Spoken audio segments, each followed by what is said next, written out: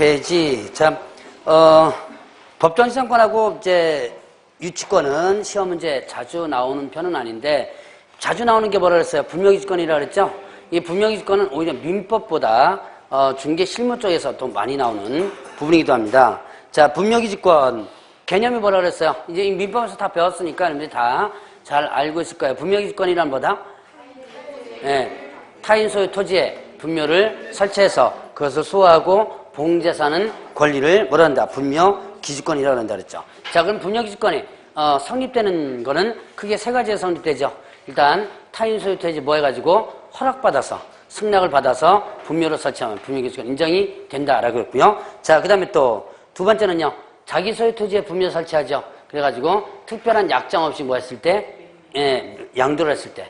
자, 약정 없이 매매했을 때는 일단 분묘기지권이 그대로 인정이 되죠.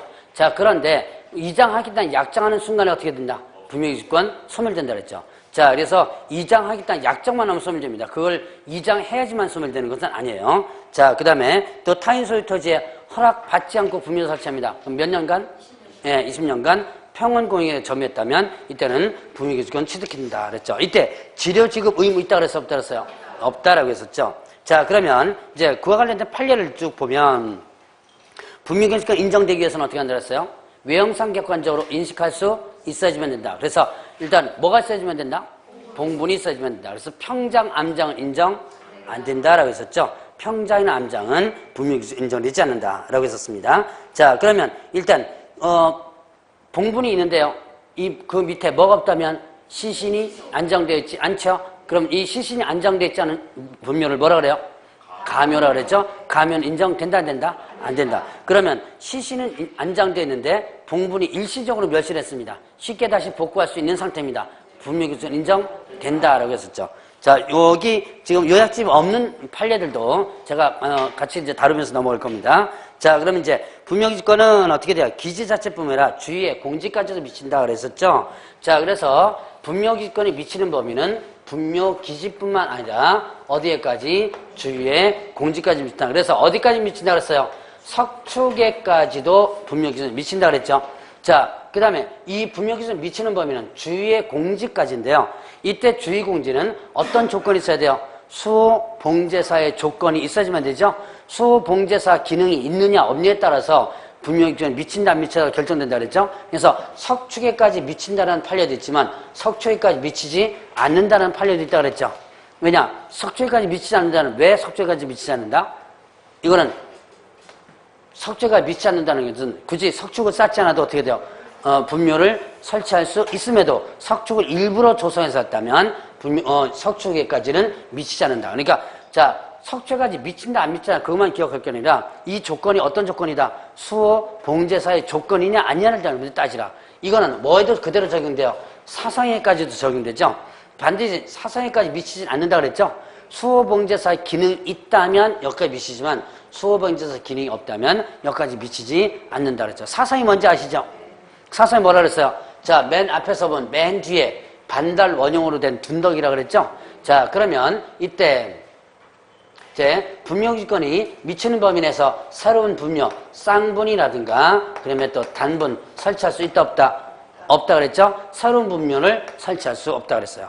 쌍분, 단분 합장을 위해서 이렇게 하는 거 설치할 수 없다 그랬죠? 자, 그거까지 한번 구분해 보고 자, 그 다음에 밑으로 내려가면 이제는 분묘기지권에 밑서서 존속기간 나오네요. 또 그래서 3번에 자, 존속기간은 어떻게 된다 그래서 판례상 존속기간. 자, 3번 판례 이제 합니다. 존속기간은 어떻게 된다? 수호 봉제사는 기간 동안 된다. 즉 분묘기지권의 존속기간은 제한이 있다 없다? 없다 그랬죠. 판례상에는 제한이 없다. 다만 장사 등에 관한 법률 시행 이후에 설치된 분묘는 존속기간에 대한 제한이 있죠. 30년이라 그랬죠.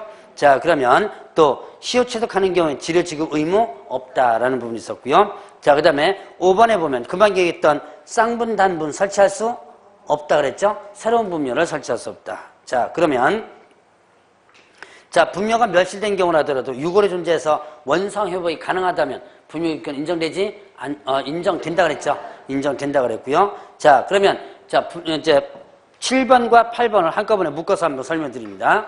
자, 분묘기지권으로서 타인 소유 토지를 점유하고 있죠. 이거는 자주점이다, 타주점이다. 예, 이거는 타주점에 해당된다. 소유의 의사가 추정되지 않는다. 8번 판례죠?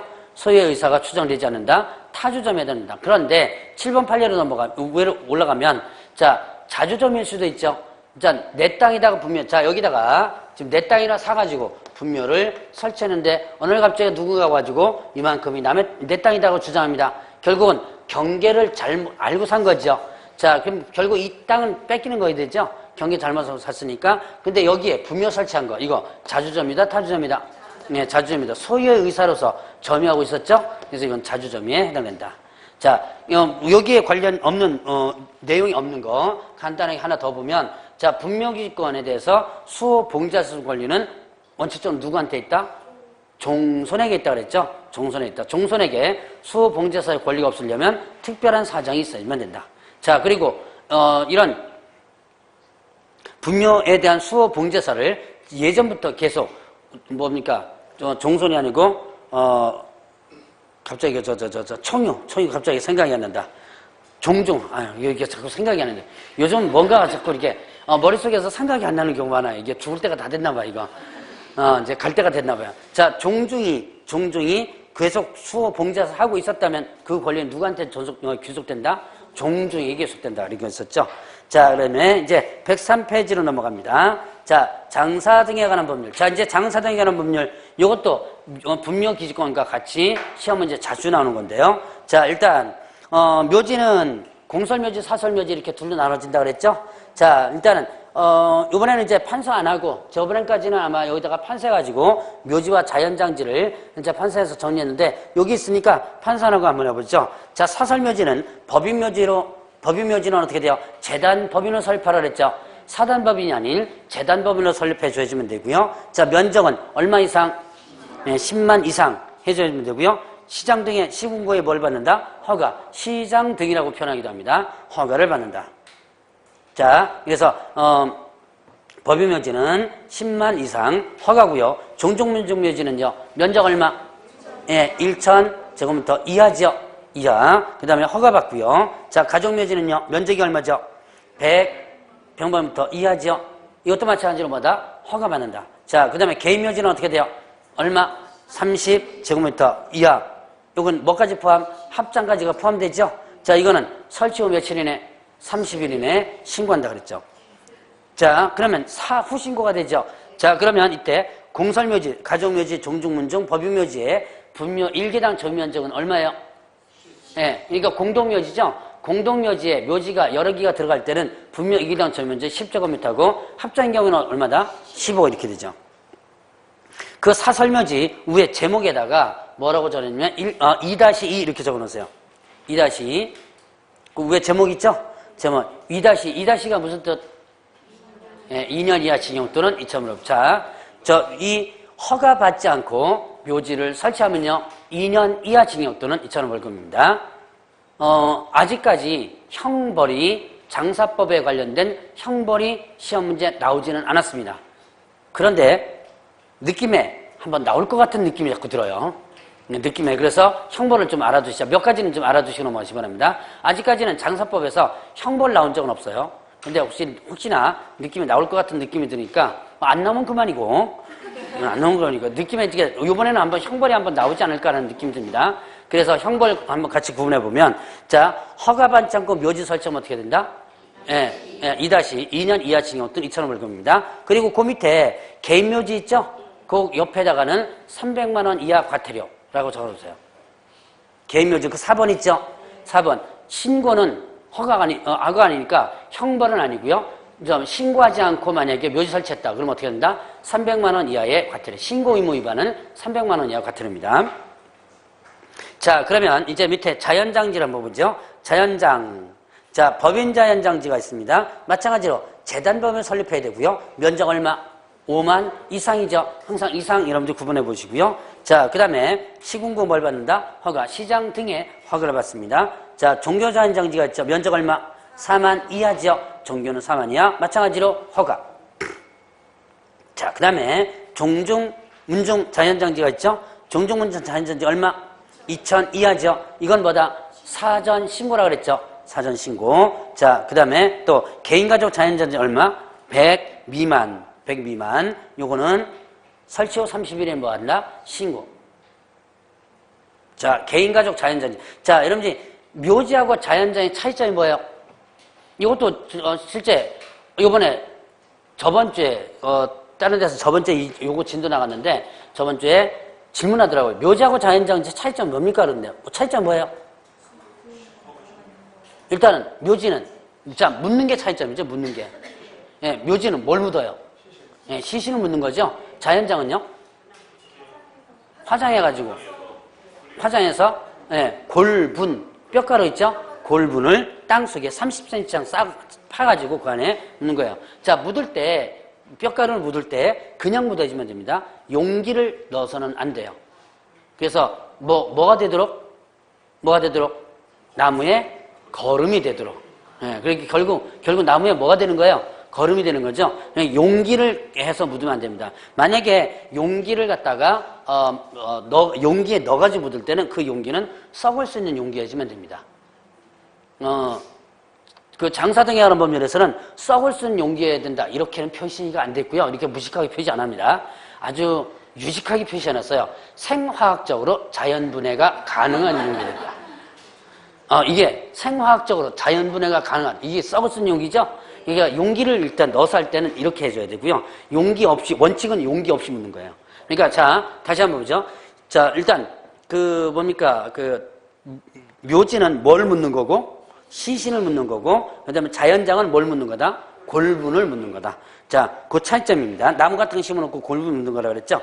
자, 그러면 이때, 자, 자연장지 옆에다가 1-1 써놓으세요. 일단 1-1. 자, 허가받지 않고, 항상 허가는 사전이죠? 허가받지 않고, 만약에 자연장지를 설치하면 1년 이하의 징역 또는 1천만원의 벌금입니다. 자, 그러면 그 밑에 3번과 4번을 묶어서 300만원 이하의 과태료.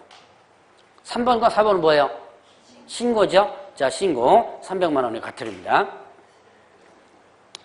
과태료까지는 안 돼도 형벌은 나오지 않을까라는 느낌이 좀 들어요. 자, 그래서 이제 사설묘지 설치하는 거와 자연장 설치하는 거. 자, 사설묘지 허가받지 않고 설치하면 어떻게 돼요?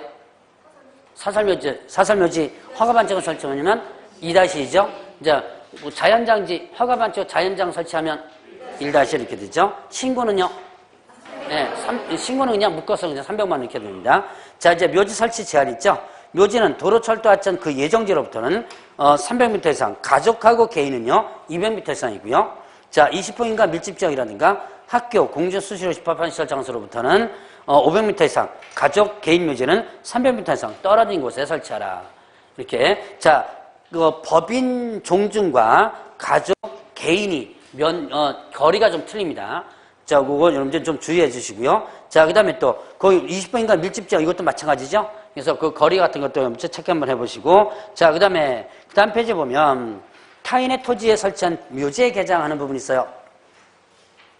자, 토지 소유자, 묘지 설치한 연구자는, 자, 토지 소유자 승낙 없이 당의 묘지에 설치한 분묘라든가, 그 다음에 또, 묘지 설치자 또는 연고자 승낙 없이 당의 묘지에 설치한 분묘 있습니다. 자, 타인 소유 토지에 허락 없이 분묘 설치한 거죠. 타인이 묘지에도 허락 없이 묘지 설치한 거죠. 여기 니은 부분, 묘지 설치자 또는 연고자 승낙 없이 당의 묘지에 설치한 분묘, 이게 어디서 주로 많이 여러분이 나온다 그랬어요? 제가 한번 얘기했던 것 같은데. 남의 묘지에다가 설치한 거죠? 남의 묘지에다 내 묘지 설치한 거죠? 전설의 공원에서 많이 나오는 거라고 그러지 않았어요? 내가 한번 얘기했던 것 같은데. 이제 전설의 공원에서 많이 자, 그것도 남의 묘에다가 내 묘 쓸 때 꼭 껌껌한 밤에 그것도 비 오고 천둥 칠 때는 꼭 하죠, 왜? 예, 그때 이제 남의 묘에다가 하는 거. 자, 이런 것들은 어떻게 한다? 이제는 시군구청장에 허가받아서 개장을 할 수 있습니다.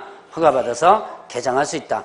자, 그리고 또 중요한 게 있습니다. 이렇게 타인 소유 토지에 허락 없이 분묘 설치했다. 이제는 그 권리 주장할 수 없다 그랬죠? 자, 그 권리를 주장할 수 없다. 그러면 뭐가 발생되지 않는다? 이제는 타인 소유 토지 허락 없이 분묘 설치하면 뭐가 발생되지 않는다? 분묘 기지권 자체가 발생되지 않는다 그랬죠. 그래서 분묘 기지권 자체가 발생되지 않는다. 자, 그리고 이런 타인 소유 토지에 허락 없이 분묘 설치한 부분에 대해서는 뭐도 그대로 적용된다? 자연장도 그대로 적용된다 그랬죠? 자연장지도 타인 소유 토지에 허락 없이 자연장 설치하면 그 권리를 주장할 수 없다라는 부분이 있었습니다. 자, 그러면 묘지 설치 제한 기간이 있었죠. 자, 몇 년으로 제한한다 그랬어요? 30년으로 제한한다 그랬죠. 자, 묘지는 설치 기간은 몇 년이다? 30년. 그리고 몇 회 연장 가능하다? 1회 연장 가능하다. 그래서 최장 몇 년간 설치할 수 있다? 예, 60년간 설치할 수 있다. 그리고 그 설치 기간이 끝납니다. 그러면 설치 기간이 끝난 날부터 몇 년 이내? 네, 1년 이내. 1년 이내 개장해가지고 화장하거나 봉안하라라고 해서 봉안이 납골이죠. 자, 몇 년이라 그랬어요? 1년입니다. 자, 시험 문제 2년이라고 한번 나온 적 있었어요. 시험 문제 실제 나온 적 있었습니다. 자, 요거 옆에다가 1-1 써놓으세요. 1-1. 1년 이하 징역 또는 1,000원 벌금. 근데 저는 이거 하면서 과연 이게 실효성이 있을까라는 생각이 듭니다. 설치하고 나서 60년 지난 뒤에 연고자는 개장해가지고 화장하거나 납골하라 그러는데요. 60년이 지나면 세대가 2번이나 바뀌어요. 하기야 요즘은 세대가 한 세대 구획보다 좀 오래 사니까. 근데 그 밑에 있는 연구자가 과연 이걸 과연 알까라는 생각이 들어요. 어쨌든 자, 법적으로는 이거 만약에 1년 이내 개정해가지고 하지 않으면 어떻게 된다? 1-1 형벌 요거 기억해 놓으시고요. 자, 그다음에 묘지의 사전매매 금지하는 부분이 있었죠. 자, 이제 공설묘지 사전묘지 설치 관리하는 자는 사망이 전에 분묘, 매매, 양도, 임대 이런 거 할 수 없다 그랬죠. 자, 그거는 형벌 밑에 있네요. 위반시 어떻게 된다 그랬어요? 맨 밑에네요. 1년 이하 징역 또는 1,000만 원 벌금이죠.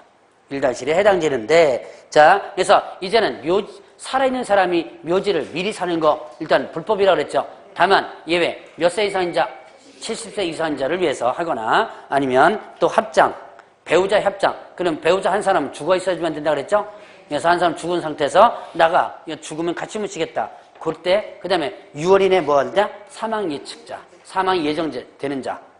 6월 이내 사망 예정자입니다. 자, 이 사람 6월 이내 죽을 거라는 진단서 첨부해 줘야지만 된다 그랬죠. 자, 그래서 이렇게 될 때는 허용이 된다라고 했었죠. 자, 그래서 장사 등에 관한 법률은 이 정도 한번 정리를 해보고 넘어가고요. 자, 이제 공법상 이용제한과 거래규제사항 나옵니다. 이용제한에서 보면 개별법이 나온 거 간단하게 한번 보죠. 도로법에 보면 뭐가 나오냐면 접도구역이라는 게 나와요. 그 105페이지 맨 꼭대기 줄에 있네요. 접도구역. 접도구역 문구가 한번 시험 문제 나온 적이 있었습니다. 자, 접도구역은 왜 지정할까요? 도로법에 지정하는데. 여러분들 접도구역 보셨어요? 네. 그 외곽, 도심지에는 없어요. 외곽 쪽에 가면, 여러분들 그 시멘트 말뚝 같은 거 봐가 접도구역 하는 거 있죠? 이거 왜 만들어놔요? 도로를 그러려면 도로 예정지로 지정합니다. 도로 확장하기 위해서는 접도구역은 도로를 보호하기 위해서 지정합니다. 자, 그래서 접도구역 내에서는 토지의 형질변경이라든가 건축물의 건축 이런 것들 못합니다. 형질변경을 하면 어떻게 돼요? 도로가 무너질 수 있죠. 기존 도로가 무너질 수 있죠. 그래서 도로를 보호하기 위해서 접도구역을 만드는데 시행령에서 보면 도로 경계선부터 몇 미터 이내라고 그랬어요?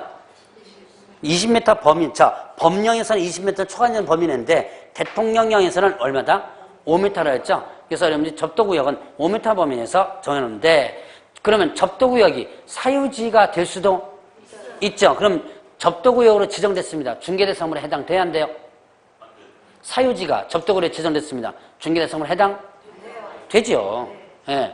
여기서 실제 시험지 나온 거예요. 그러니까 접도구역이 뭐 5m 이내다. 이게 시험지 나온 게 아니라 접도구역으로 지정된 사유지 뭐 이런 식으로 해서 중개대상물 문제가 한번 나왔던 적이 있었습니다. 자, 그러면 접도구역이 사유지가 접도구역에 지정됐다 하더라도 도로의 형질 변경이라든가 이런 것만 하지 못할 뿐이죠. 그럼 중개대상물에 거래는 가능하죠. 중개대상물에 해당이 되죠. 자, 그다음에 전통사찰 보존 및 지원에 관한 법률 있죠. 거기에 전통사찰의 주지가 경내지에서 건조물 신축, 중축, 개축하고자 할 때 누구의 허가받는다? 시도지사의 허가받는다.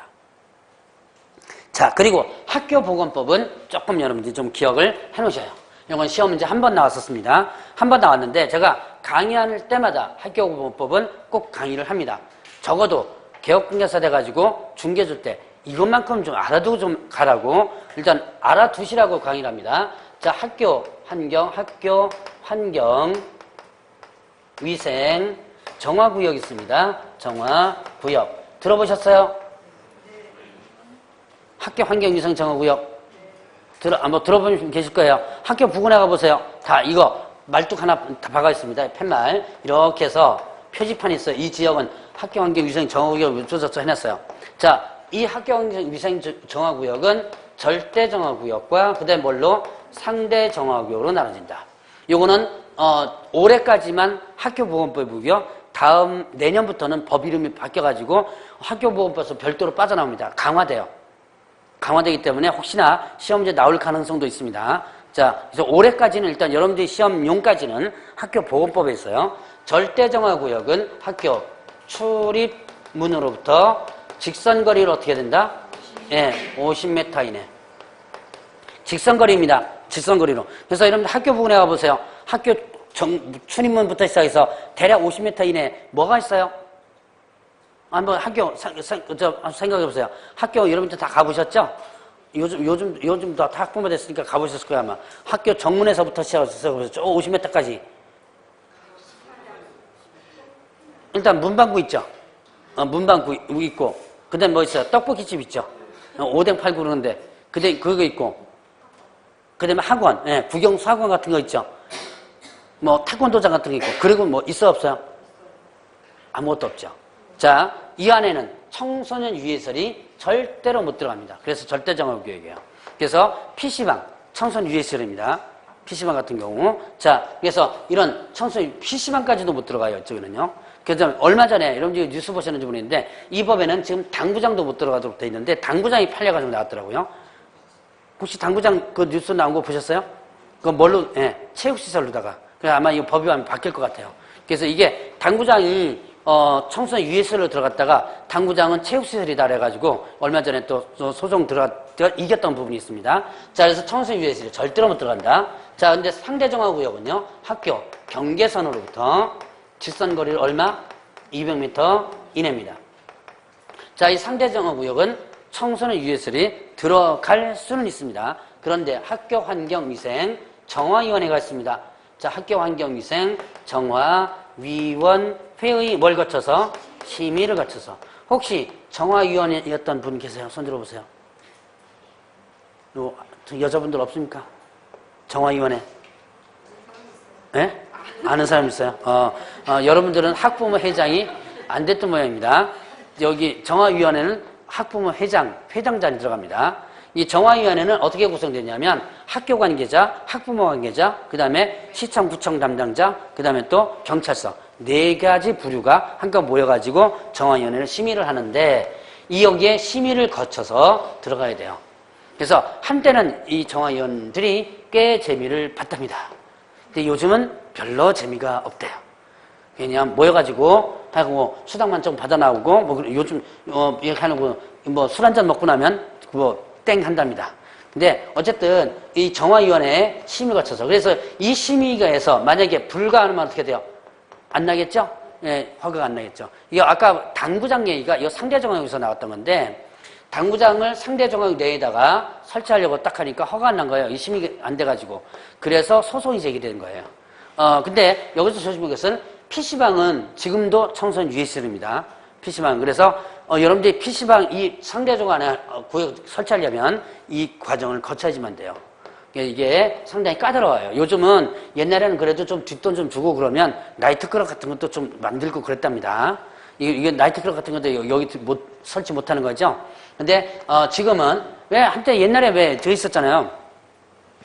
2000년도 초반인가 90년도 때인가 제가 알기로 고양시에 뭐 그 학교 부근에 모텔이 막 들어서가지고 학부모들이 뭐 난리치고 했던 적이 있었어요. 예, 한번 있었죠. 그게 그때는 뭐 여기 하자가 있었대요. 학부모가 여기 참가 안 했다 그럽니다.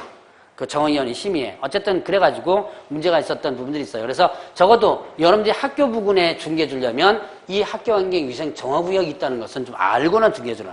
이거를 모르고 PC방 같은 거 아무 생각 없이 또 단란중 같은 거 있죠. 지하에 뭐가 많이 있어요. 노래방하고 단란중 같은 거 많이 여러분이 의뢰 들어오죠. 그런 거 그냥 아무 생각 없이 소개시켜줘. 계약서 딱 쓰고 나서 허가받을 때 이 과정 거쳐서 안 되면 여러분들이 뭡니까 손해배상을 물어줄 수 있는 상황 중에 하나예요. 그러니까 그것도 여러분들이 좀 알아두시라. 자, 그 다음에 이제 105페이지 뭡니까? 뭐가 나온다면 공법상 거리규제사항 나오죠. 자, 국토개법상의 토지거래 허가. 자, 요약집에는 아주 간단하게 했습니다. 내년부터는 제가 강의할 팔자지만 그래도 올해는 뭐 공법에서 배우니까 제가 간단하게만 한번 구분합니다. 내년에 이거 내가 강의해야 되는데 이거 열심히 지금 공부하고 있는 중이에요, 지금. 이제 토지거래허가 보죠. 자, 지금 토지거래허가는 일단, 효력만 일단 간단히 보고 넘어가죠. 자, 일단 유동적 무효 상태에서, 이거는 뭐 민법에서도 이제 배웠을 거예요. 확정적 무효가 된 경우와, 그 다음에 확정적 유효가 되는 경우 있었죠? 자, 유동적 무효 상태에서 확정적 무효되는 거 뭐 했었어요? 일단은 허가를 받지 못했을 때 확정적 무효가 되죠? 또 하나 허가받지 않은 거, 허가를 득하지 못했을 때. 그다음에 쌍방이, 이건 시험 문제 나오는 거예요. 쌍방이 어떻게 돼요? 확정 협력 의무를 뭐 하게 되면 거절하게 된다면 이때는 확정적 무효가 된다. 그러면 일방이 거절합니다. 쌍방이 아닌 일방이 거절해요. 그럼 확정적 무효가 되는 거? 아니죠. 자, 그 다음에 확정적 유효가 되는 거 있었죠. 뭐 했었어요? 허가를 받았다면. 자, 그 다음에 또 하나 더 허가구역 지정이 어떻게 됐을 때? 해제가 됐을 때. 이때는 유동적 무효 상태에서 확정적 유효가 된다라고 했었죠. 자, 그러면 애초부터 허가를 받지 않을 목적이었다면 애초부터 뭐가 되는 거고, 유동적 무효가 아닌 확정적 무효가 되는 것이고. 자, 그러면 이 토지거래 허가구역에서 중간 생략 등기는 어떻게 되죠? 네, 무효이죠. 비록 최초 매도자와 최후 매수인이 허가를 받았다 하더라도 무효다. 왜? 중간에서 뭐가 허가를 안 받았죠. 자, 그러면 이 유동적 무효 상태에서 중도금이나 잔금 지불할 의무 있어 없어요? 자, 유동적 무효 상태입니다. 그럼 중도금 지불 날짜 왔어요. 아직까지 허가를 안 받은 상태죠. 유동적 무효 상태니까 중도금 잔금 지불할 의무 없다. 지금 무효 상태이기 때문에 대금을 지급할 의무는 없습니다. 그러면 유동적 무효 상태에서 일방이 계약을 해지할 수 있어 없어요?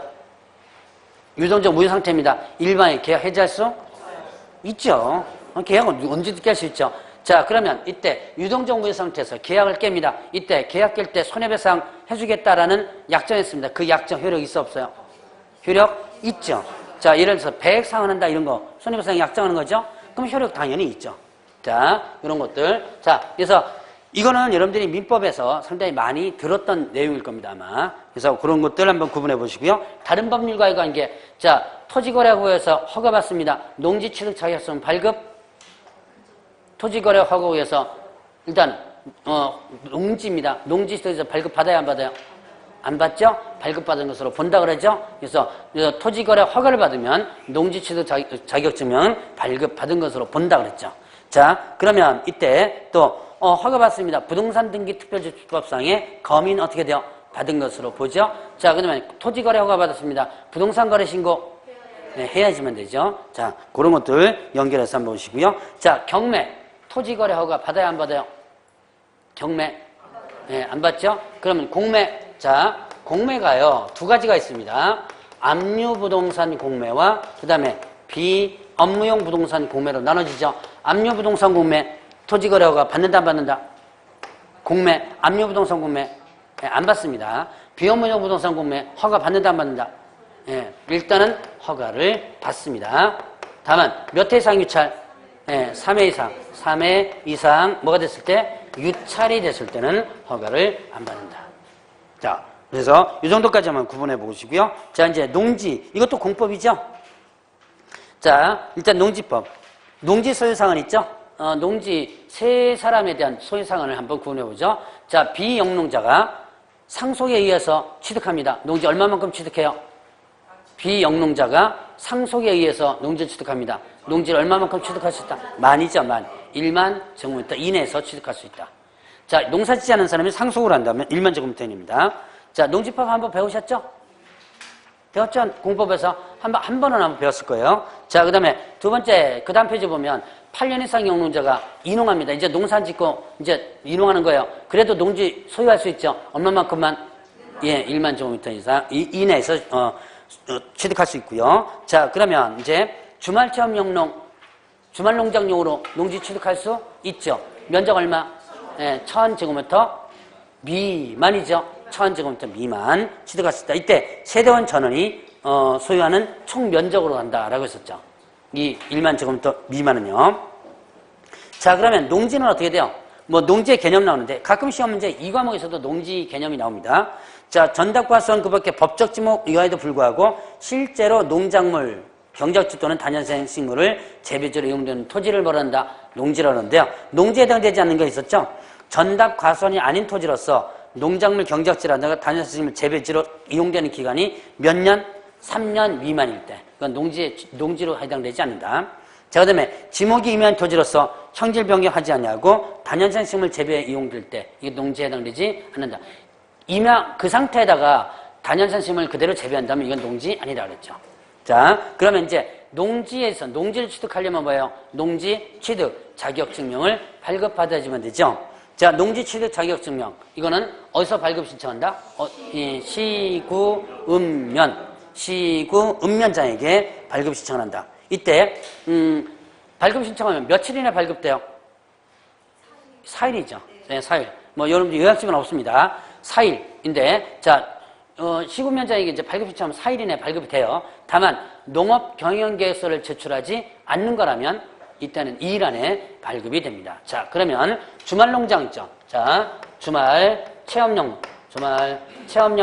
이거 농지 취득장에 발급 받는다 안 받는다? 주말 농장용으로 농지 취득합니다. 농지 취득장에서 발급 받아야지만 됩니다. 이것도 농지죠? 받아야지만 됩니다. 자, 그럼 농지 전용 허가를 받은 겁니다. 농지 취득장에서 발급 받는다 안 받는다? 이것도 받는다.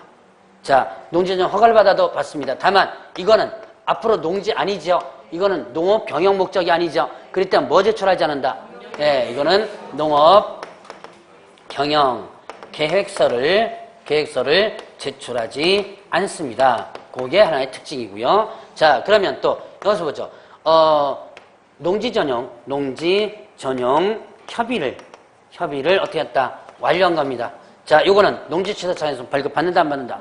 네, 이거는 받지 않는다. 이거는 뭐 관청끼리 하는 거죠. 이거 여러분들이 공법에서 어떻게 돼요?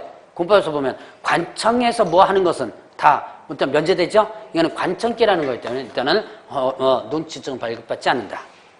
자, 그러면 이제 농지취득 자격증명을 발급을 받는데요. 경매는 농지취득 발급을 받아야 되나요? 안 받아야 되나요?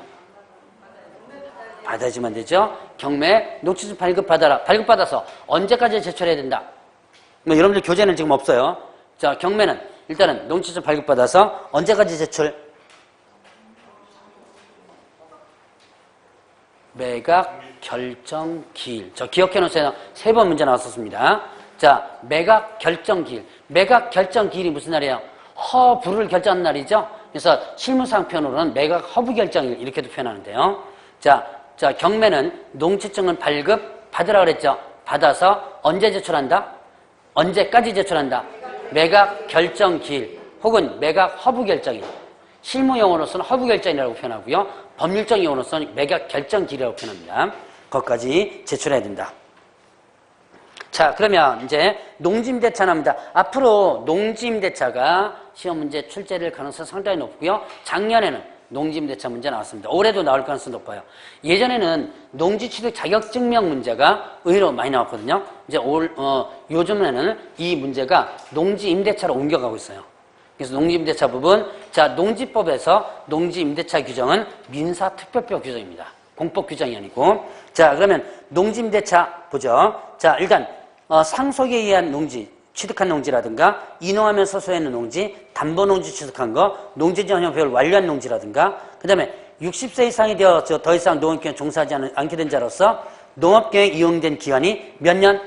5년 초과하는 농지 임대차할 수 있다. 자, 그 외에도 임대차 많죠. 원래 농지는요, 원칙적으로 임대차할 수 있어 없어요? 예, 원칙적으로 임대차할 수 없죠. 그러나 예외적으로 이런 예외 규정에 의해서는 임대차할 수 있는 거예요. 자, 그러면 여기 특히 60세 이상이 돼요. 요거 여러분 좀 기억해 놓으세요. 숫자니까. 근데 저는 이거 할 때마다 얘기하는 건데 이거는 나이를 좀 올렸으면 좋겠어요. 요즘 시골에 가면 60세면 뭐예요? 예, 애입니다. 애. 어디 모임 가면 이 사람이 다 커피 타줘야 돼요. 이 사람이 60세 된 사람이 커피 타줘야 돼요. 술 심부름 이 사람이 다 해야 되고, 요즘 시골에 가면 평균 75세야. 평균 75세거든요. 그래서 이 60세는 좀 이제 바꿔 쓰면 돼. 이건 아직도 안 고쳐지고 있더라고요. 보니까. 어쨌든, 자, 나이가 60입니다. 60세 이상이 되어 더 이상 농업경영에 종사하지 않기 위해서 농업 경영기간이 몇 년 초과해요? 5년, 8년이 아니고 5년입니다. 자, 그거 이름 조심하시고요. 자, 이때 임대차 계약은 뭘 원칙으로 한다? 서면 계약을 원칙으로 하는데요. 여기서 농업 경영을 하는 자에게 임대차할 때만 말합니다. 자, 농업 경영을 하려는 자에게 임대차할 때만 뭘 할 수 있다? 뭘 한다? 서면 계약으로 하야한다. 서면 계약 원칙입니다. 자, 그러면 이때 서면 계약 원칙이면 서면 계약으로 하는 것이 하야하죠? 언제만 농업 경영을 하려는 자에게 할 때, 그러면 주말 체험용 목적으로 임대차입니다. 서면 계약으로 하야 한다. OX. 예, 이거는 농업 경영 목적이 아니죠. 자, 그 다음에, 자, 임대차는 그 등기 없는 경우에도 임차인이 농지 소지 관할 시군면장에 확인받고, 그 다음에 농지를 인도함으로써 제3자에 대해서 효력이 생긴다. 다음 날부터 뭐 하는 거예요, 지금? 자, 시군면장은 또 확인받고, 인도받음으로써 다음 날부터 제3자에게 효력이 생긴다. 이거 뭐죠? 임대차에, 농지임대차에 대항력입니다, 이거. 대항력. 자, 이 대항요건입니다. 대항요건이 어떻게 된다? 시구 읍면자의 확인과 그 다음에 인도. 자, 주택임대차보법의 대항요건이 뭐죠? 예, 인도와 전입신고죠. 자, 상가보법의 대항요건이 인도와 예, 사업자 등록 신청 있죠. 자, 농지임대차에 있어서 대항요건은 시구 읍면장의 확인과 그 다음에 또 인도예요. 자, 이게 이제 농지임대차도 대항력을 행사할 수 있습니다. 자, 그러면 이때 시군면장은 농지임대차에게 확인 대장을 갖춰가지고 계약증서를 소지한 임대인이나 임차인에게 신청받으면 확인한 후에 대장에 기록하도록 하고 있습니다. 자, 농지임대차에 대항력 있다는 거 어디서 확인받아요? 시군면입니다. 자, 그 다음에 임대기간은 몇 년 이상으로 해야 한다? 3년 이상으로 해야 한다. 임대기간을 정하지 않거나 3년보다 짧은 경우에는 얼마로 한다? 3년으로 본다고 그랬죠. 자, 상가는 몇 년이에요? 보호되는 기간. 상가보호법 1년이죠. 주택보호법 농지 1, 2, 3 이렇게 되죠. 자, 그래서 그 다음에 또 자, 이제 요 2번 한번 보세요. 임대인은 질병 징집 등 대통령이 정하는 불가피한 사고가 있는 경우에 임대차기간을 3년 미만으로 정할 수 있다. 이 경우 임차인은 3년 미만으로 정한 임대차에 대한 유혐을 주장할 수 있다고 했습니다. 자, 요거 조심해서요. 질병 징집 등 대통령이 정하는 불가피한 사유가 있을 때 3년 미만으로 정할 수 있다고 그랬죠? 이게 누가 불가피한 사유가 있을 때? 네, 다시 한번 보세요. 그렇죠. 임차인이 아니고 아주 시험 문제 나오기 좋은 겁니다. 여러분들이 언뜻 보면 임차인으로 볼 수 있습니다. 자, 질병이나 징집 이게 누구의 사유일 때? 예, 임대인의 사유입니다. 원래 임대차는 3년 이상으로 정하라 그랬죠? 3년 이상으로 정하라 그러는데 임대인이 이런 사유가 있을 때는 3년 미만으로 해도 된다는 얘기예요. 임대인이 이 사유가 있을 때는. 자, 이게 임차인은 이러면 틀립니다, 이거. 좀 조심하시고요. 자, 그러면 계약의 연장. 자, 임대차 기간에 대한 규정은 임대차 계약을 연장 또는 갱신하거나 재계약을 체결하는 경우 그 임대차 기간에도 동일하게 적용되는 부분이 있고요. 자, 그러면 이제 조정 신청할 수 있어요. 임대차 계약 당사자는 임대차 기간이라든가 임차료 등 임대차 계약에 관해서 서로 협의가 이루어지지 않습니다. 이때 농지 소재지, 자, 이제 여기서도 주의할 거 나옵니다. 농지 소재지 시군 구청장, 자치구청장에게 조정 신청할 수 있다. 자, 농지 취득 자격증명 어디서 발급받아요? 시구 읍면이죠. 자, 대항요건 확인 어디서 받아요? 네, 시구 읍면이죠. 조정 신청 어디다 해요? 네, 시군구. 시구 읍면에다가 조정 신청하는 거 아닙니다. 시구 읍면.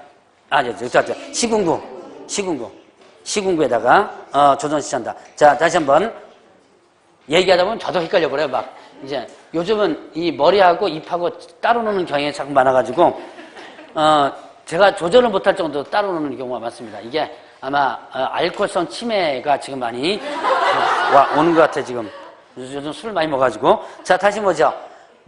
다시 한번 봅니다. 농지 취득 자격증 어디서 받는다?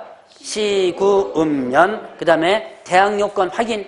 시구읍면이죠. 그 다음에 자 조정 신청은요. 시군구 자치구청장이죠. 자 그러면 이제 묵시적 갱신 부분 나옵니다. 임대인이 임대차 기간이 끝나기 몇 개월 전에요?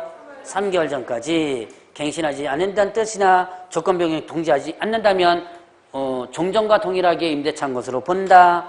자 뭐예요? 묵시적 갱신이죠. 자 묵시적 갱신 계약 해지 통보할 수 있는 기간을 한번 보시기 바랍니다. 몇 개월 전이에요? 네, 3개월 전. 1월에서 6월 사이가 아닙니다. 여러분들 주택이나 상가에서 보면 1월에서 6월 사이 이렇게 되죠? 예, 여기서는 1월에서 6월 사이가 아니라 3개월 전이에요. 왜 3개월 전일까요? 3개월 전 이유? 그렇게 정해졌으니까. 그럼 왜 그렇게 정했을까요? 법에서 그렇게 정했으니까. 자, 그렇게 정한 이유가 뭐예요? 그 안에 뭐가 있어요? 농작물이 있죠. 농작물을 적어도 수확할 수 있는 기간을 줘야죠. 1월에서 6월 이렇게 되면 1개월 전에 통지합니다. 이제 계약 깬다. 그럼 그거 1개월 뒤에는 어떻게 돼요? 없애버려야죠. 그 문제가 있죠. 그래서 농작물을 수확할 수 있는 적어도의 기간을 주기 위해서 자 3개월 전입니다. 자 1월에서 6월 하면 틀려요. 조심하시기 바랍니다. 자 그리고 이제 임대농지 양수인은 임대인의 지위를 승계한 것으로 보고요. 그 다음에 임차인에게 불리한 약정은 뭐다? 효력이 없다. 무효다. 이거 완전 민법이죠. 네, 이거 어디 나온 거? 어디 나온 거예요? 이 내용이 지금 어느 법에 있는 거예요? 지금 무슨 법 공부하고 있어요? 농지법에 있는 내용입니다, 이거. 농지법 배우셨죠? 네. 자, 농지법에 이렇게 민사특별법적인 내용이 있습니다. 그래서 농지임대차가 슬금슬금, 예전에는 농지임대차가요, 한 5년 전까지는 간단하게만 됐었어요. 그러다가 요게 농지임대차가 많이 이제 활성화되면서 지금은 이렇게 상당히 많이 강화됐습니다. 그래서 이 농지임대차 부분은 작년에 올 중개실무에서 농지임대차 부분 문제만 나왔어요. 농지법에서. 그래서 올해도 아마 이렇게 농지임대차 부분이 나올 가능성이 상당히 높습니다. 자, 그러면 이제 그 외 개별법을 잠깐 볼까요? 주택임대차법, 뭡니까? 임대주택법. 임대아파트 있죠? 임대아파트, 임차인, 양도 전대 금지된다는 거 알고 계시죠? 이거 뭐 여러분들 기본적으로 알고 있을 거예요, 아마. 뭐, 임대아파트에 대한 임차인, 그 임대아파트, 임차주택에 대해서 양도 전대가 금지된다. 다만, 질병이나 근무지 변경 때문에 양도 전대가 되는 경우가 있는데요. 이때는 누구의 동의서가 있어야 된다? 임대사업자의 동의서가 있어주면 된다. 자, 그러면 이제 산업 직접 활성화 및 공장 설립에 관한 법률을 보죠. 산업 직접 활성화 및 공장 설립에 관한 법률을 보면 입주기업체가 공장된 설립을 완료하기 전에 분양받은 산업 용지라든가 공장도 처분하고자 할 때 어디에 양도하라 그랬어요? 관리기관에 양도하라 그랬죠. 관리기관 많이 들어보셨어요? 관리기관 처음 들어봐요? 들어봤을 텐데. 산업관리공단 말고요. 그거 비슷하게 다시. 자, 관리기관. 그러면 산업단지 관리기관.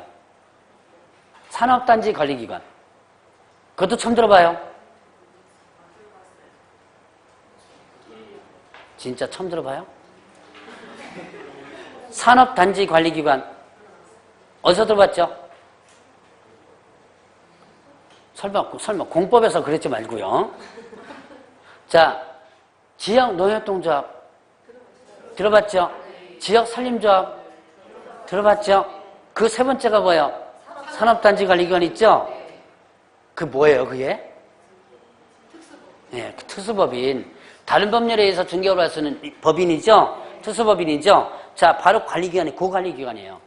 앞에다가 붙이면, 정식 명칭을 붙이면 산업단지 관리기관이고, 줄여서 표현하면 관리기관이라고 표현합니다. 여기다가, 자, 입주기업체가 공단에 입주했습니다. 공단이 이렇게 입주했는데, 이게 부도난 거예요. 뭐, 어쩔 수 없이 나가야 될 판입니다. 아직까지 공장이 완전히 완료되지 않았죠. 이때 이걸 누구한테 팔아라? 관리기관에 팔아라는 얘기예요. 그럼 관리기관은 직접 매수했다가 다시 분양하거나 아니면 이걸 뭐 하냐면 중개를 해주는 거예요. 나 이거 팔아야 된다 그러면 이걸 갖다가 뭐 한다? 중개를 해줄 수 있는 것이 관리기관입니다. 자, 그 다음에 사립학교법이 있어요. 사립학교 법인이 기본재산 매도증여 교환 용도 변경하고자 할 때 이때 누구의 허가받아라? 관할청의 허가받아라 했습니다. 여러분들 사립학교에 대한 직접 교육에 직접적으로 운영되는 교지, 교사, 운동장 이런 것들은 처분할 수 없습니다. 처분할 수 없고 그 외에 사립학교 땅들 있죠. 그 땅을 팔 때는 누구의 허가받으라? 관할청 허가받으라 그랬어요. 이거는 시험 문제 2번 나왔던 부분입니다. 저 이후에 임대주택법 같은 경우는 3번 정도 나왔었고요. 자, 사립학교 그러면 관할청이 누구냐? 초중고등학교는 특광도 교육감이고요. 전문대학교는 대학은 교육부 장관입니다. 지금은 교육부 장관이죠. 교육과학기술관이다. 교육부 장관의 일단은 허가를 받는다. 자, 일단 관할청이 허가받는다. 자, 그 다음에 향교재산법이 있습니다. 향교, 원주에도 향교 있나요? 네, 그건 누구 재산이에요? 아닌데요. 중친? 비슷한데요. 향교는 유림 소유입니다. 유림. 여러분, 저 성균관 있죠? 성균관. 네, 유림 소유예요. 그래서 향교는 보통 이제 유림 소유로 들어갑니다. 자, 그러면 그 향교는 일단 중개대상물에 돼야 안 돼요? 자, 그 넘겨보세요. 누구의 허가받으라 그랬어요? 예, 시도지사 허가받으라 그랬죠? 그러면 향교를 처분하고자 할 때 누구가 받는다? 시도 13회 때 문제 나왔던 부분입니다. 시도지사의 허가받으라. 그럼 결국 향교도가 어떻게 되는 거예요? 중개대상물 해당되는 거죠. 자, 그 다음 페이지 나오는 부분이 뭐냐면 전통사찰 보조 및 지원하는 법률에 전통사찰. 자, 전통사찰은 전통사찰에 대해서 대여라든가 담보할 때는요, 시도지사 허가고요, 시도지사의 허가받습니다. 자, 그 다음에 또 전통사찰에 대해서 뭐 할 때, 일단 양도할 때는 누구의 허가다? 예, 문화 장관의 허가를 받는다. 이때 대여담보 양도할 때는 대표단체의 대표자의 승인서가 첨부돼줘야 돼요. 자, 그러면 전통사찰은 중개대상으로 해당돼야 안 돼요? 되죠? 네. 전통사찰도 뭐 여러분들이 흔히 알고 있는 불국사, 무순사 뭐 이런 절들이 있죠? 다 중개대상으로 해당이 되는 겁니다. 되는데 누구의 양도할 때는, 팔 때는요? 뭡니까? 저기 문화장관의 허가받아야 돼요. 이때 대표단체 대표자의 승인서인데 대표단체 대표자가 누구냐? 주지가 아니라 주지가 팔 때입니다. 그거 보니까 주지가 이렇게 처분하고자 할 때죠. 자, 저는 조계종밖에 몰라요. 조계종 하면 대표자가 총무원장은요. 여러분들 조직계에서 사무총장 있죠? 이게 사무총장격이에요. 그리고 왜 이런 일반 조직에서 보면 사무총장이라고 많이 그러죠? 왜? 그게 이제 중간 저기에서 중간 책임자가 되는 거죠. 그 사무총장격이고 종정이라고 있어요. 들어보셨죠? 종정. 조계종 종정. 여러분 이제 불교 좀 관심 있으면 아마 들어봤을 겁니다. 그 사람이 그 조계종에 뭐 태고종, 천태종 많죠. 그 대표자가 뭐 명칭이 조금 각각 좀 틀립니다. 어쨌든 그 사람이 뭐다? 대표자입니다. 그래서 그 사람의 승인서가 첨부되어져 있습니다. 자, 그러면 이제 외국인 토지법 보죠. 이 외국인 토지법, 요거는 뭐 여러분들이 기본적으로 여기서 벌써 몇 번 배웠던 거죠. 자, 외국인 토지법은 언제 적용되는 거예요? 외국인 토지법은 외국인이 국내 토지를 취득할 때만 적용되죠. 그래서 토지를 양도할 때 적용 안 되죠. 토지를 양도할 때 적용되지 않는다. 건물만 취득할 때 적용 안 된다 그랬죠. 토지의 각종 권리, 지상권이나 지역권, 저당권 설정할 때 적용 안 된다 그랬죠. 뭐 할 때만 적용되는 거? 취득할 때만 적용되죠. 그러면 외국인이 우리나라에서 아파트를 취득한다. 적용된다 안 된다? 된다 그랬죠. 된다. 자, 아파트에 뭐가 있어요? 토지 있죠. 대지권 있죠. 자, 제가 아파트라고 했지만 통틀어서 얘기가 뭐라고 했어요? 집합건물이죠. 집합건물에 대지권까지도 적용된다라고 했었죠. 자, 그러면 외국인 토지법상의 외국인은 세 가지 기억하라고 했죠. 대한민국 국적을 취득하지 않은 자, 외국인이죠. 자, 그 다음에 또 외국 법령에서 설립된 법인 또는 단체 외국인입니다. 자, 그 다음에 자, 얼마 이상의 외국인일 때? 2분의 이상. 자, 외국 법령에서 설립되지 않았다 하더라도 우리나라 법에 의해서 설립됐다 하더라도 2분의 이상이 누구라면? 외국인이라면 사원, 구성원, 임원, 의결권의 2분의 1 이상, 자본금의 2분의 1 이상을 누가 갖고 있다? 외국인이 갖고 있다면 외국인 토지법이 적용된다라고 했었죠. 자, 그러면 이 외국인 토지법은 자, 상호주의가 있다 그랬죠? 외국 토지법은 그렇게 어려운 게 아니기 때문에 여러분 쭉 한번 체크해서 나가도 될 거예요. 상호주의가 있다. 우리도 개방했으니까 너네도 개방하라 이거죠? 자, 우리나라는 99년도에 토지를 개방시켜놨다고 그랬습니다. 어떤 나라에서 토지를 우리나라 국민이나 정부라든가 기업이라든가 취득하지 못하도록 하는 나라가 있더라 라고 한다면 그 나라에 안에서 우리나라 와서 그 나라 국민이 취득하지 못할 수 있게 하겠다라는 것이 상호주의죠. 이때 중요한 건 상호주의 결정권자가 있었죠. 누구예요? 상호주의 결정권자는 누구다? 국토부 장관이죠. 국가 대 국가입니다. 그래서 시군구청장이 아니고 누구예요? 국토부 장관입니다. 그거 조심하시고요. 자, 그러면 외국인 토지 신고와 허가 부분이 있었죠.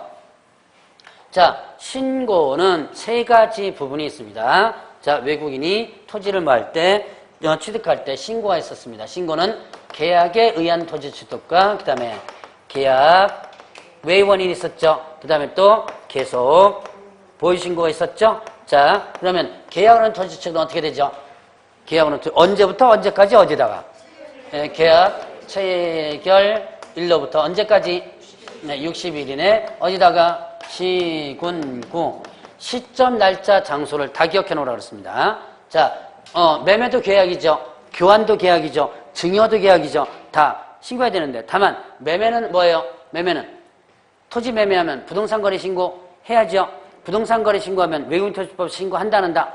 안 한다 그랬죠. 제외된다 그랬습니다. 자, 계약외원인은 상속이라든가 경매, 그 다음에 판결, 그리고 환매권 행사 이런 게 있었죠. 상속, 경매, 판결, 환매권 행사, 그 다음에 법인의 합병, 이것이 계약외원입니다. 계약외원인은 언제부터?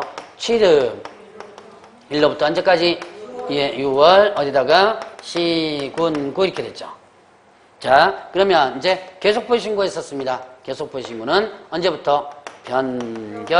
변경일로부터. 네, 이거는 6월, 그 다음에 시군구 이렇게 되죠. 자, 변경일로부터 6월 시군구. 이때 변경일 이거는 뭐라 했어요? 자, 우리나라 사람이 외국인으로 변경됐거나 우리나라 기업이 2분의 1 이상이 뭐가 됐을 때? 외국인이 됐을 때. 2분의 1 이상 하면 외국인 토지법 적용된다 그랬죠? 그때 어떻게 된다? 기존에 보였던 토지를 계속 보유하겠다는 것이 계속 보유 신고라 그랬습니다. 자, 요거 계약을 하는 토지 이거 위반하면 어떻게 되죠? 300만 원 이하의 과태료고요. 자, 계약 외원인과 계속 보유 신고는 100만 원 이하의 과태료가 되죠. 자, 그다음에 이제 허가 부분이 있었죠. 자, 허가는 사전이죠. 사전. 항상 허가는 사전이죠. 계약 체결 전에 뭐 받아라? 허가를 받아라 했죠. 계약 체결 전에 허가를 받아라. 허가 받지 않고 계약 체결하면 어떻게 되죠? 그 계약은 효력이 없다 그랬죠. 무효가 되고 형벌. 자, 허가 받지 않고 위반 시 계약은 어떻게 된다? 계약 자체가 무효가 되고 그 다음에 형벌 어떻게 돼요? 2-2였죠? 2년 이하 징역처벌금. 허가 받지 않고 계약 체결하면 2년 이하 징역 또는 처벌금. 자, 그래서 외국인 토지법 기본적으로 이제 네 가지 지역이 있었죠. 군사, 그 다음에 또 문화, 그 다음에 생태, 그리고 또 뭐 있었어요? 야생 이렇게 했었죠. 군사 뭐 있었죠? 군사기지 및 군사시설 보호구역, 문화재 보물 보호구역, 생태 경관 보전지역이 있었죠. 야생생물 특별보호구역. 이 네 가지 지역에서는 미리 허가를 받아라. 허가 신청 어디다 해요?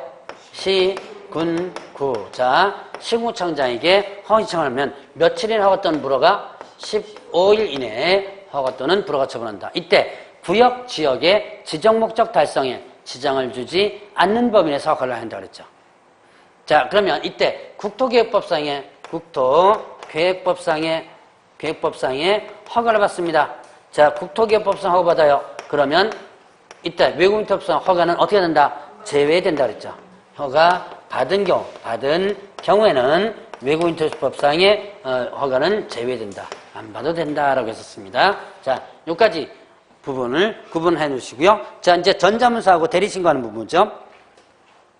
자, 전자문서로 할 수 있죠. 근데 전자문서로 할 수 있는데 전자문서로 할 때 어떻게 돼요? 서류를 첨부하지 못하는 경우가 있죠. 자, 예를 들어서 여러분 계약으로 하는 토지 취득 같은 건 뭐 계약서 첨부해야지만 되고요.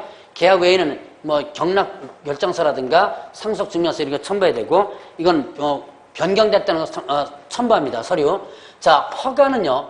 허가는 허가 신청서에 서류를 첨부하는데 계약서를 첨부하는 게 아닙니다. 당사자 간의 합의서가 첨부돼요. 참고적으로 알아두시기 바랍니다. 당사자 간의 합의서. 여기다가 계약서 첨부한다 그러면 틀려요. 왜 계약서 첨부하면 틀리죠? 자, 허가 신청서에 계약서를 첨부해야 된다. 틀립니다. 이유는 이거는 뭐 하기 전에 하는 거니까? 계약 체결 전에 하는 거죠. 그렇기 때문에 계약서 첨부가 아니라 뭐 당사자 간의 합의서가 첨부돼요. 자, 그럼 이런 서류를 첨부하지 못할 경우에는 어떻게 한다? 전자문서로 보내지 못할 때는 우편이나 모사전송으로 보내라고 그랬죠? 며칠? 14일이네. 자, 왜 14일이라는 날짜가 주어졌을까요? 자, 허가가 어떻게 돼요? 15일이죠? 이게 15일이니까 적어도 15일 안쪽에는 도착이 돼줘야지만 되죠? 그래서 14일 이내는 이렇게 됐습니다. 자, 그러면 이제 대리신고는요? 대리신고하고자 하는 자는 위임장에 외국인의 신분증명서 사본을 첨부하라고 했었고요. 자, 이제 신고 등 관리가 있어요. 시장군수청장은 신고사항 등을 관리자장에 뭐하라? 기록하라 그랬죠. 신고사항, 허가사항, 신고사항 등 이런 게 신고나 허가입니다. 신고, 허가 다 마찬가지 관리자장에 기록하고 관리대장 내용을 분기 종료 1개월 이내 누구한테 통보하라 했어요? 시도지사 통보한다. 그럼 시도지사는 통보하던 날로부터 1월 이내 다시 어디다 통보? 국토부장관에게 통보하죠. 자, 시장군수구청장이 직접 국토교통부에 통보하는 거 아니죠? 저번 주에 공부 안 했구나. 예, 저번 주에 이런 부동산 거래 신고 배우셨죠? 부동산 거래 신고에도 시장군수구청장이 가격검증 결과를 세무서로 통보하고 또 어디로 통보해요? 예, 시도지사 통보하죠. 근데 이 시장군수구청장이 직접 국토교통부장을 통보하는 거 아니었죠? 시도지사 통보하고 시도지사가 다시 어떻게 돼요? 매월 15일까지 국장이 통보하는 거죠. 이것도 똑같아요. 시장군수구청장은 어디다 통보하면? 시도지사로 통보하면 시도지사가 다시 이걸 갖다가 국장에게 통보하는 거죠. 그러니까 자, 시군구청장은 분기 종료일 1개월 이내 1분기, 2분기겠죠? 분기 종료일 1개월 이내 하는 것이고, 자, 시도지사는 통보받은 날로부터 1개월 이내 국토교통부장에 통보하도록 하고 있습니다.